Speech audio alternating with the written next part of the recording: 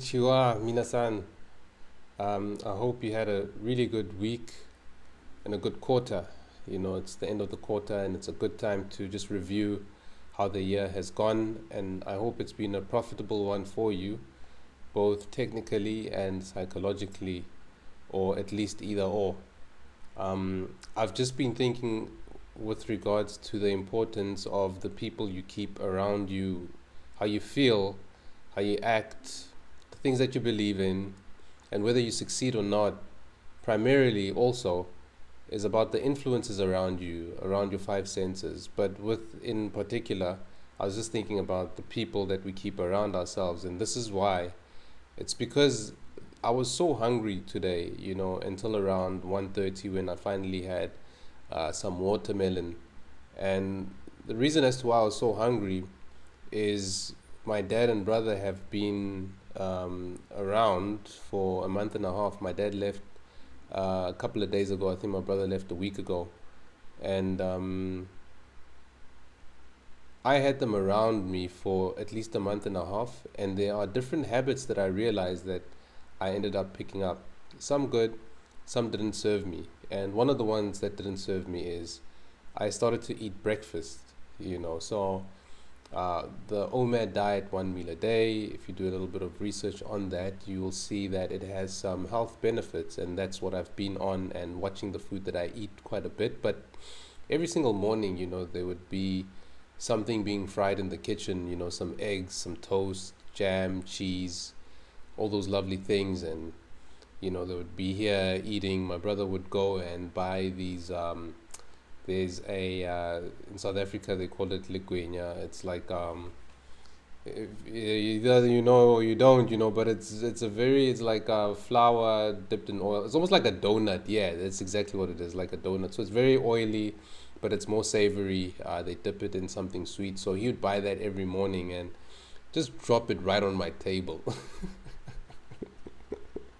He would drop it on my table every morning, and it's just temptation, and I've never told him no, don't, because I'm like, hey, I really want some anyway. So I'd even ask him, are you gonna buy some this morning, because it just got to that point where I resisted until I couldn't anymore, and I ended up jumping into the temptation of eating breakfast. And as a result, I did see my health diminish a little bit. Why? It's because if you've been a smoker and you stop smoking, and it was easy for you to smoke, and a year later you try to get back, every time you puff, the first couple of puffs, it's going to be a little harder on your body. You might cough, you might feel lightheaded, and all of that. So my body had adapted to, I think, a healthier lifestyle as well. So just me eating bread on a daily basis, which is something that I don't eat, and eggs as well, something that I don't eat usually on a daily basis. And the lovely little treats that my brother also had here for breakfast, including muffins.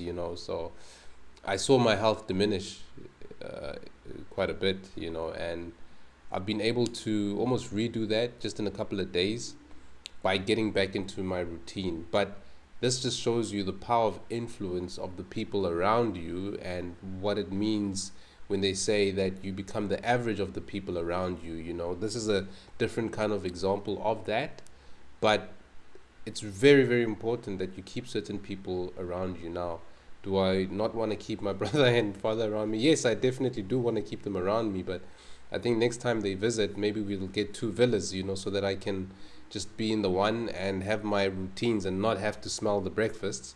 And then I can benefit from them, the things that I do want to benefit from them, bonding and all the other advices that I get from both of them, and so on and so forth. So look at how do you reorganize your lifestyle so that you don't adopt the things that are not good for you and your growth, and you can adopt the things that are good for you and your growth, and things like that. So that was just something within that hunger that I saw. And hopefully after a couple of days I won't get hungry anymore, because my body will get used to not eating breakfast. But I already feel way better, and I believe that will show also in the charts this week, because it's looking really, really good. A lot of amazing opportunities this week. The first one that I'd like to show you is the sterling Australian dollar. We've had the three touches and a nice structure here as well, three touches to the top. what I'm looking for is really easy here. There's two areas that I'm interested in, so I'll just look at how does a price approach each area, and should we reject from the first area here, I will be able to size this position up quite nicely, but I'll make sure that the second area here is also covered with regards to my stop size.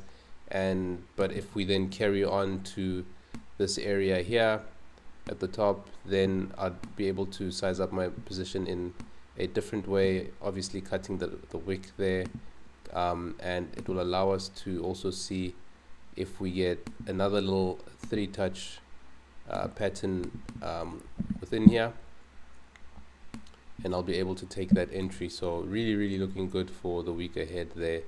The other one that is on top of my list as well is the USD JPY.